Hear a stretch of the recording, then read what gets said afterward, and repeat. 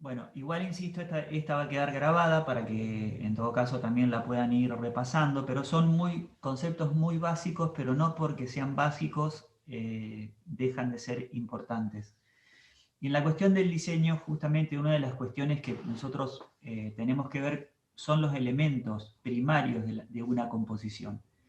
Ustedes van a ver que acá hay algún par de conceptos que están tomados, si se quiere, más desde el punto de vista de la cuestión artística, en lo que es el punto, la línea y el plano, en lo que es, si se quiere, la bidimensión que plantean por ahí algunos autores que trabajan con esto, como es el caso de Kandinsky, pero a nosotros también nos interesa poder pasar del plano justamente a la volumetría, porque si bien en la carrera de ustedes van a trabajar diseños que tienen que ver con las dos dimensiones, muchos de ellos prácticamente son diseños en la gráfica, también nosotros queremos que ustedes experimentan y trabajen la cuestión del volumen. Entonces, lo que vamos a estar haciendo es repasando cuáles son los elementos primarios de la composición a nivel, digamos, de geometría. Entonces, vamos a estar repasando lo que es el punto, la línea, el plano y el volumen. Entonces, la línea, por decirlo de alguna manera, va a estar representada va a generar una única dimensión que está dada por su direccionalidad. El plano va a tener dos dimensiones y el volumen tres dimensiones. Como vamos a ver en la siguiente diapositiva, el punto en realidad señala básicamente, no tiene dimensiones, es decir, porque yo les puedo mostrar un punto, pero yo no sé en qué escala está tomado ese punto. Ese punto puede ser a lo mejor el acercamiento de un punto que alguien dibujó con una virome, o en realidad puede ser una foto que uno sacó del universo, el que sacó el Hubble, algún satélite del universo, saca una foto del universo y muestra un punto celeste en un fondo totalmente oscuro, y luego cuando nos acercamos nos damos cuenta que ese punto en realidad era una foto de la Tierra. Entonces, desde el punto de vista dimensional, excepto que ese punto esté en una situación de dimensiones y de escala, nosotros no vamos a saber realmente cuánto mide el punto. Tampoco nos interesa, porque en realidad el punto es, si se quiere, una cuestión conceptual. Sirve justamente para poder relacionarlo en una situación puntual, como vamos a ver acá. Por ejemplo, un punto nos puede dar idea de dónde empieza y dónde termina una línea. Un punto nos da una idea y nos marca, o nosotros podemos enfatizar lo que es el encuentro de una línea con otra línea, asumiendo que estas dos líneas están en un mismo plano, son coplanares, es decir, están en un mismo plano y de hecho esas dos líneas se intersectan. También el punto puede justamente ya en un plano como este que se ve acá, estar mostrándonos alguna situación dentro de este plano, como en este caso es el encuentro de las diagonales de este plano. No están dibujadas, pero nos marca justamente una centralidad.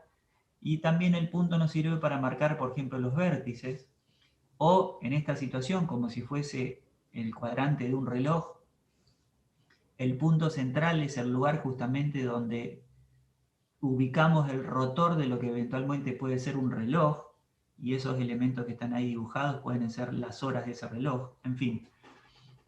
El punto básicamente lo que hace entonces es señalar una posición en el espacio. Fíjense que es estático, no tiene, como no tiene justamente direccionalidad, como no tiene dimensionalidad, generalmente cuando nosotros vemos un punto vemos una situación estática, centralizada y no direccional, y sirve justamente para marcar situaciones.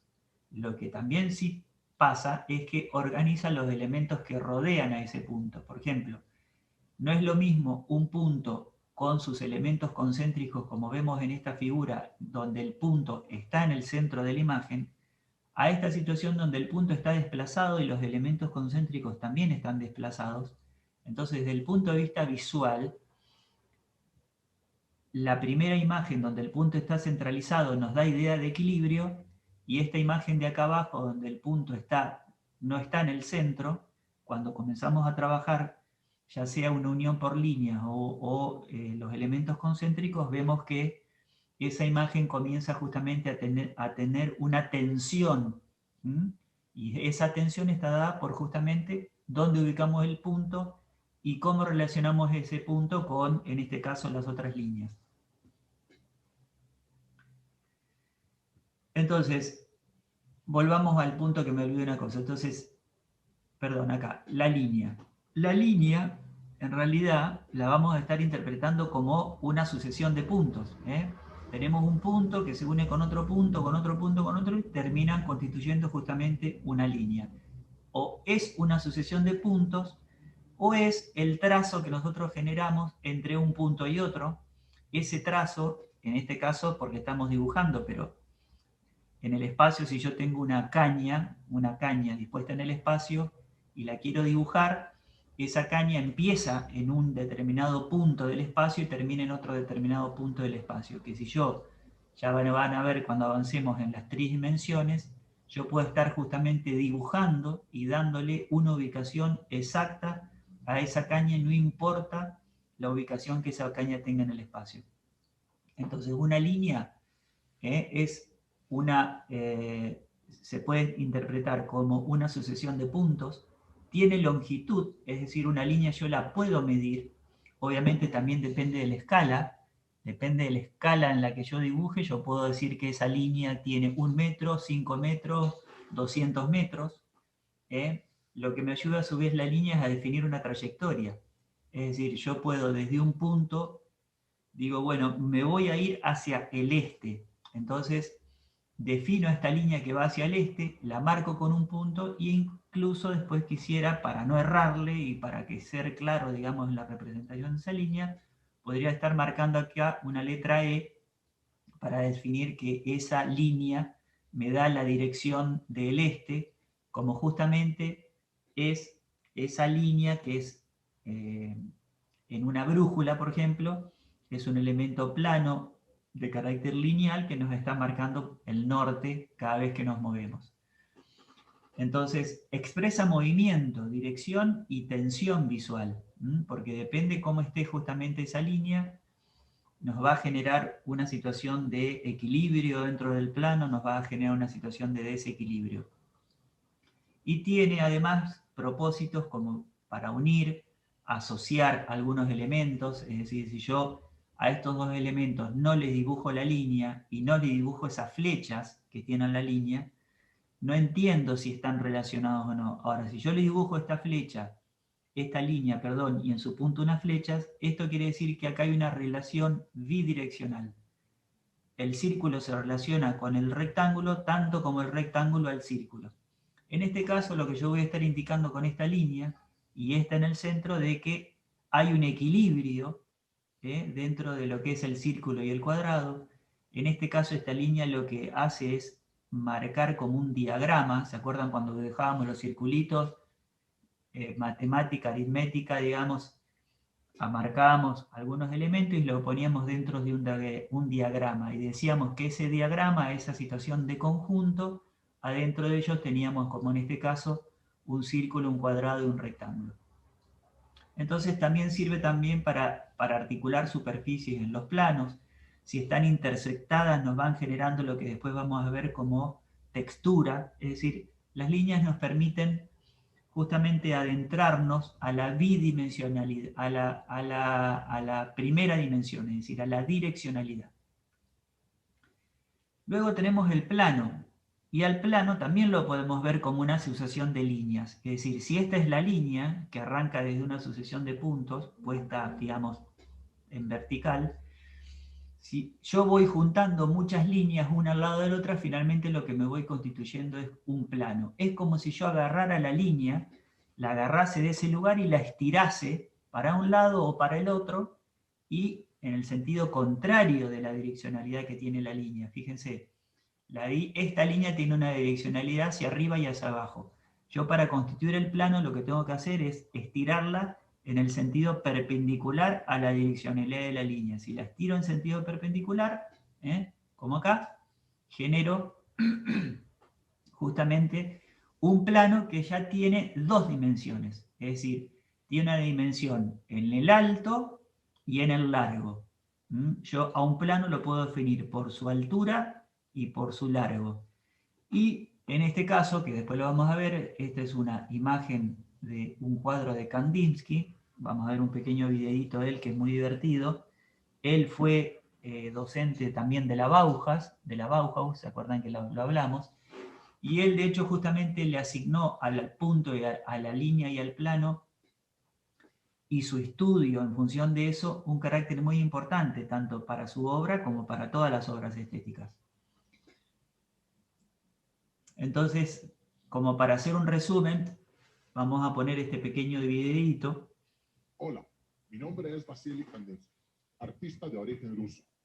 Soy el precursor de la abstracción en la pintura y acá donde me ven, fui profesor en la prestigiosa Bauhaus y he teorizado ampliamente sobre la imagen.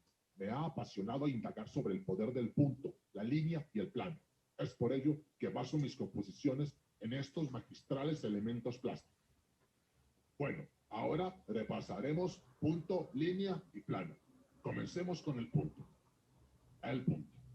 Este singular elemento primario es la unidad mínima de la imagen. Es el único que es conceptualmente adimensional, es decir, que carece de longitud, área, volumen, anchura, por lo que es considerado estático, central y sin dirección alguna. El punto señala una posición en el espacio. El punto se puede detectar en ambos extremos de la línea, intersección de líneas, aristas bidimensionales y tridimensionales, centro geométrico de un plano. La línea es el segundo elemento primario de la imagen. Conceptualmente, a diferencia del punto, la línea es unidimensional, puesto que solo posee longitud, además de dirección y posición.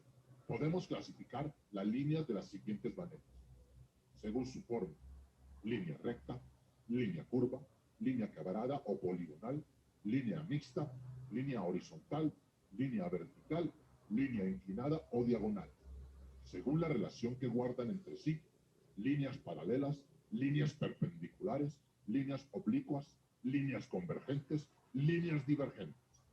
La línea sirve para unir o asociar, soportar, rodear, cortar otros elementos visuales, articular las superficies de los planos. El plano. Así como la línea se describe como el recorrido de un punto, un plano puede ser definido como el trayecto que recorre una línea en la dirección diferente a la que intrínsecamente posee. El plano es el tercer elemento primario de la imagen, se caracteriza por ser bidimensional, posee longitud y anchura, pero no profundidad. Es decir, no tiene volumen. El plano posee forma, superficie, orientación y posición. Una de las principales funciones del plano es crear volumen. Esto se logra uniendo varios planos en distintas direcciones. Por ejemplo, el volumen.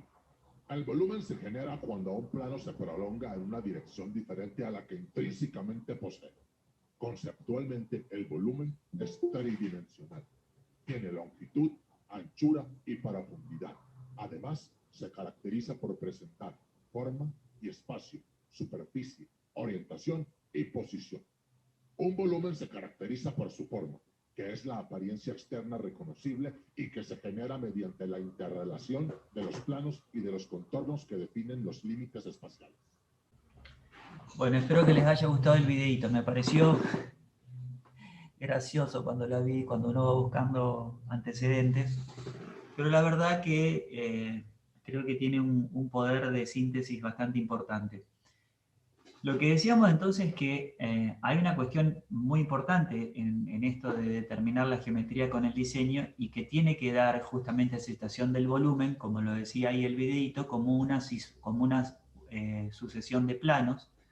Ahora ese volumen o esa forma que va a adquirir el volumen en función de cómo disponga yo esa sucesión de planos que van girando, se van tocando por las aristas, se van intersectando, etc., me va a ir dando resultados diferentes en términos volumétricos. Entonces simplemente estos son algunos ejemplos.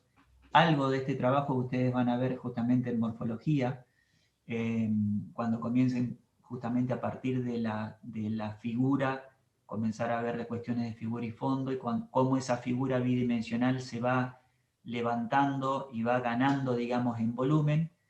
Y para nosotros, digamos, en todo lo que es la cuestión del diseño, es muy importante ir jugando y teniendo en cuenta que esas situaciones son posibles. Ahora, desde el punto de vista del diseño, por ejemplo, las cuestiones de punto, línea y plano nos sirven para definir tanto una imagen bidimensional, como en este caso puede ser el logo de Volkswagen que viene a la derecha, y con el mismo recurso técnico que es el dibujo, a partir de lo que es una cuestión de perspectiva, como en este caso, o de dibujo axonométrico, que ustedes lo van a ir viendo en las otras materias donde laburan la cuestión del dibujo, ustedes pueden ver justamente cómo el punto y la línea y el plano, asociado en la tridimensionalidad con, en este caso, la perspectiva, con algunos juegos de figura y fondo y color, nos dan la posibilidad justamente en el diseño gráfico de tener esta situación de la bidimensionalidad y de la tridimensionalidad. ¿Qué pasa con la geometría y el diseño en el diseño de objetos? Entonces, por ejemplo, este objeto lámpara, está constituido justamente a partir de la concepción del plano. Fíjense que es una figura, es un objeto prácticamente laminar. Esto puede estar hecho justamente a partir de materiales como el plástico, como la fibra de vidrio, es decir, requieren un moldeo. La figura, en este caso el material se adapta a un molde, o a veces directamente se construye con una figura determinada, con resinas, etcétera, que cuando se secan se rigidizan y permiten a lo mejor esta situación. Este es un diseño donde claramente cuáles son los recursos que nosotros vamos a estar utilizando de los que vimos de línea, punto y plano. Y básicamente acá tenemos un diseño que toma el punto, en este caso como una esfera, y todo lo que es la cuestión de la línea. Esa línea comienza a tener un sentido en este diseño, dando cuenta de todo lo que es la parte estructural que sostendría en este caso el mueble, el asiento que de alguna manera este diseñador propone. Y en el caso de esta silla, lo que nosotros vemos justamente es un diseño que combina el concepto de la línea, que también en este caso esta línea se transforma en un caño, tiene una determinada dimensión, tiene una determinada estructura, tiene la capacidad de soportar algún determinado elemento, como en este caso tiene que ser el soporte de una persona, de un adulto en esa silla y que no se quiebre. Y trabaja además con la situación del plano, que en este punto se transforma ese plano en la búsqueda por un elemento que en este caso es un material que parece ser como de una gabardina reforzada, puede ser también cuero. Esa situación del plano se toma justamente a esas líneas y en conjunto la línea y el plano nos va dando justamente un elemento compositivo del diseño. Entonces acá quería que ustedes un poco me comenten, si tienen los micrófonos cerrados, ábranlos, porque lo que le quería preguntar acá es, básicamente en función de lo que vinimos viendo, este objeto que se ve acá, ¿a partir de qué elementos conceptuales ustedes creen que está diseñado? ¿Se escucha, chicos? Y línea y punto también. Línea y... ¿En dónde ves la línea? Punto también. Y las líneas son cada una de las... Pero podría ser un plano también. Claro. Sí, para mí a partir del plano. Sí, básicamente es a partir del plano. Obviamente que la línea, como concepto, sabemos que el plano está generado a partir justamente como si yo agarro la línea y la estiro. Pero en realidad, el elemento principal constitutivo de este diseño es el plano. Obviamente que tiene otros elementos que son puntuales, que es la unión de un plano con el otro plano, que también tiene un elemento de formalización, que en este caso es seguramente un punto de soldadura. Pero fíjense, cuando hablamos es un punto de soldadura.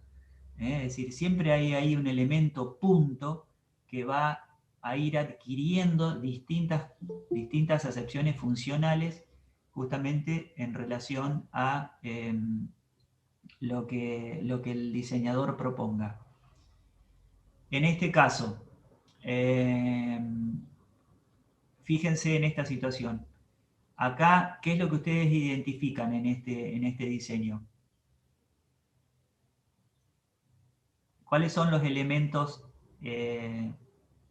básicos que ustedes pueden advertir en el diseño de esta pieza? Hay plano y también hay línea y hay punto también. Y hay puntos, exacto. Lo que me interesaba en esta situación es justamente de que esta idea del punto la veamos justamente en términos de lo que implica el punto en este lugar. Viene a tener una función específica. ¿Se acuerdan cómo el punto puede de alguna manera estar marcándonos la intersección de las líneas?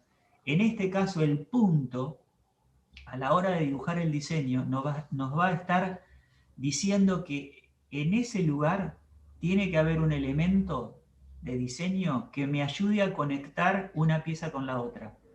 Ese punto puede ser una puntada en un hilo, puede ser una pieza de plástico como esta acá que une una cosa con otra, pero el punto en la idea del proceso de diseño comienza a tener un sentido de conexión, ¿eh? Es un elemento conector.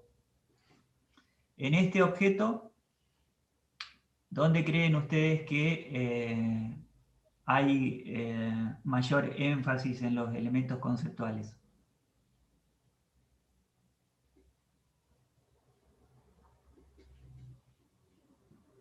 ¿En la línea? En la línea, exacto.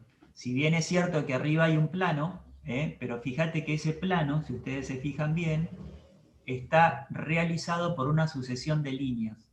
Y tanto es así que incluso en el diseño se marcan, porque fíjense, las líneas generan las patas, pero a su vez en lo que es la parte de apoyo de la mesa también está constituida por una sucesión de líneas donde el diseñador decide justamente dejarlas que se expresen como una sucesión de líneas. Si bien están pegadas una con otras, la idea es justamente donde acá hay un elemento, que en este caso es una línea que luego tiene una dimensión, tiene que tener esa dimensión la línea, porque tiene que ser factible de soportar un peso, con lo cual en este caso la línea se transforma en una varilla de madera que tiene la capacidad de unirse una con otra, con un conector también. Fíjense que acá está el punto, ese punto es un elemento conector. En el punto donde yo dibujo justamente la intersección de una línea con otra, ese punto se va a transformar en una suerte de posiblemente varilla roscada o elemento que me va a ir atravesando y uniendo cada una de estas maderas para que después yo la ajusto de un lado, la ajusto del otro, le doy cohesión a ese encuentro de líneas, que en este caso van a ser estas maderas, y comienzo a partir justamente de un elemento filar como es la línea, a conformar un objeto de diseño. Entonces, en este diseño... Perdón. Sí. Ahí hay una compañera que está queriendo entrar al Meet. A ver, sí, ya sé, no, decile que espere, porque si no tengo que... Decirle que espere, que después en todo caso va a haber la reunión, que vea la charla después cuando yo la suba. Por eso es importante que lleguen a tiempo, digamos. Yo sé que hay miles de excusas que uno puede tener, pero en este caso, como yo estoy asociando la presentación del Meet con la del Zoom, salgo de pantalla, en fin. Bueno, seguimos entonces con la presentación. Ya termina por otro lado, es cortita. Entonces, ¿qué pasa acá? A estos elementos básicos, esta línea, este punto y este plano, de alguna manera, para el diseño de objetos, tienen que relacionarse con esta idea de volumen. es decir, el volumen, en este caso, que si bien es cierto puede ser comprendido como una situación, como una situación seriada de planos, es decir, puede ser eso. En este caso, en el diseño del exprimidor que ya habíamos visto, acá hay elementos de línea que constituyen las patas, pero hay un elemento principal que está determinado claramente por la fuerte presencia de un volumen, y ese volumen está dado por una esfera que se va justamente reduciendo e intersectando de manera tal de ir conformando esta forma que el diseñador finalmente decide que tenga su objeto. Pero en realidad se trata de una interrelación que generan los volúmenes entre sí. Entonces, para eso, el otro elemento o los elementos que también son importantes en cuanto a las cuestiones compositivas es que vayamos identificando cuáles son justamente esos volúmenes. Y como tales tenemos lo que se llaman los sólidos regulares. ¿Por qué son regulares los sólidos, estos que se muestran acá, que básicamente son el cilindro, el cono, el prisma, la esfera, el cubo y la pirámide? Son regulares porque a partir tienen la posibilidad de ser medidos en cuanto a su superficie y su volumen a partir de la aplicación de una determinada fórmula. Si yo tengo un elemento irregular, para poder sacar su volumen tengo que particionarlo en todas las pequeñas partes regulares que yo tengo de ese elemento irregular y luego hacer una sumatoria de todos los cálculos de los elementos regulares que están dentro de la figura irregular para poder justamente determinar, por ejemplo, cuál es el volumen de esa pieza. ¿Comprenden este concepto? ¿Cuál es la diferencia entre los objetos o los sólidos regulares y los que no son regulares? Los regulares, insisto, pueden estar determinados por una fórmula. Por ejemplo, el cubo, para poder determinar el volumen de un cubo, yo tengo que hacer lado por lado por lado. Es decir, largo por alto por ancho. Yo mido en las aristas, las multiplico y eso me da el volumen que tiene justamente el cubo. Para el paralelepípedo tengo que hacer el lado mayor, que es decir, el lado L por el lado B por el alto. Siempre en volumen estamos multiplicando 3 elementos. O 2 elementos que en este caso en el círculo es, primero saco la superficie que tiene este círculo y después lo multiplico por la altura. Si saco la superficie, que yo tengo una determinada superficie y después es como que elevo esa superficie una determinada altura, multiplico esos términos y me da el volumen de un cilindro. La esfera también tiene su forma de sacar su volumen, que es justamente es 4 dividido 3 por pi por radio al cubo.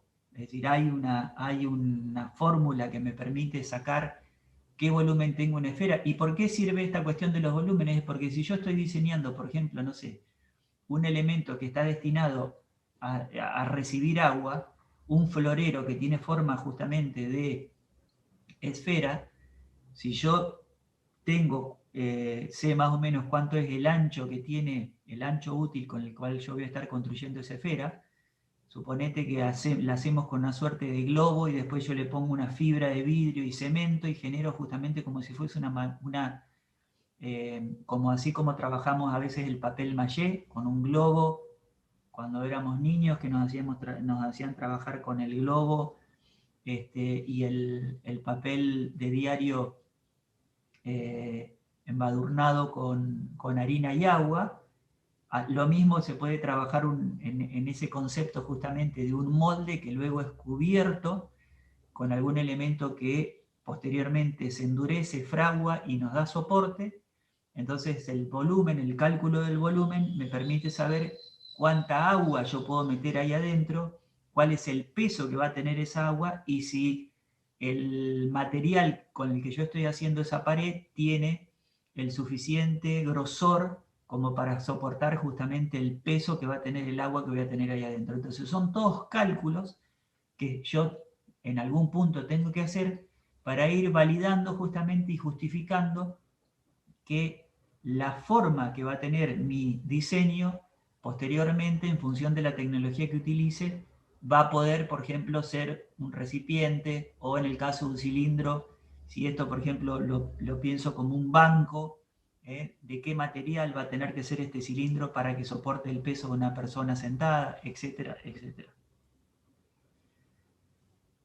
Entonces, ya que hablamos, y para ir terminando, de todo lo que son las cuestiones de los volúmenes, van a ver que hay una cuestión que es muy básica en esto, que son los sólidos platónicos. Es decir, Platón, en algún momento, cuando comenzó a pensar y unir estas cuestiones de la filosofía, los elementos justamente del mundo, cuando ustedes exploren, y esto es parte de la tarea, busquen sólidos platónicos, van a encontrar que cada sólido, cada uno de los sólidos platónicos está asociado a un elemento: tierra, agua, fuego y aire, y que hay un sólido que representa justamente la cuestión del universo. Es decir, cuando los griegos se ponían a pensar, digamos, este tipo de cosas, o a pensar la matemática, o a pensar la filosofía, lo hacían justamente en función de esa cosmogonía que tenían, ese propósito de encontrar el sentido a la vida y a las cosas. Entonces, lo que trabajan los sólidos platónicos es sobre el concepto de que un sólido platónico unido con otro sólido platónico no deja lugares intersticiales en el medio.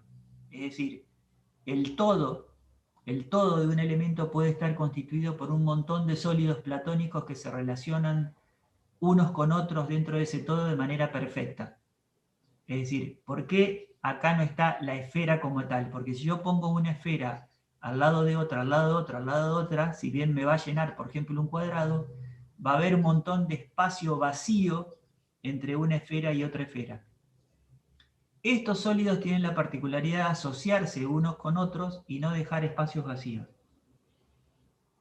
¿Entienden la diferencia? Por eso no son tampoco infinitos, son estos que están acá. Entonces, parte de la tarea de lo que va a tratar justamente este segundo trabajo práctico es explorar toda esta cuestión de los sólidos platónicos, las posibilidades que tienen de intersección, de generarse unos dentro de otros, como para generar estructuras y búsquedas explorativas con ¿qué recursos? El recurso del punto, la línea y el plano.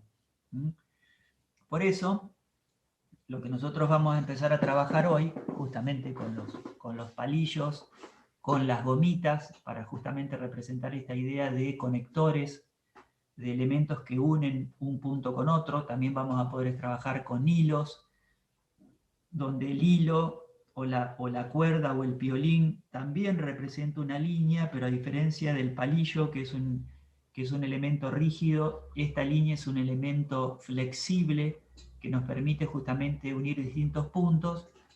Y después el concepto del plano va a estar dado a lo mejor por el uso de alguna situación laminar, como puede ser el papel, alguna tela, algunos otros elementos bidimensionales que vamos a estar justamente pegando o trabajando con los volúmenes que vamos a estar generando en esta búsqueda de lo que van a ser justamente este trabajo con los palillos. Entonces, en función de estos sólidos platónicos, lo que yo les decía es que vamos a empezar ahora, pueden elegir 2 o 3. Generalmente arrancamos con lo que es básicamente una pirámide. La pirámide es regular, es decir, es una pirámide, de base triangular, una pirámide de base triangular cuyos lados son todos iguales, por eso justamente vamos a trabajar con una misma medida de palillos. El otro volumen es el cubo, y después los otros ya se van complejizando porque es una mezcla, es el rombo, que es la suma de dos pirámides, la estructura romboidal, y después ya vamos a todos los otros dos elementos que son los edros, los decaedros y los dodecaedros, como para justamente ir trabajando. Entonces, voy a dejar de compartir pantalla y vamos a cerrar la clase de Zoom para poder grabar este video y que lo vean los chicos y chicas que no pudieron entrar en la clase a tiempo.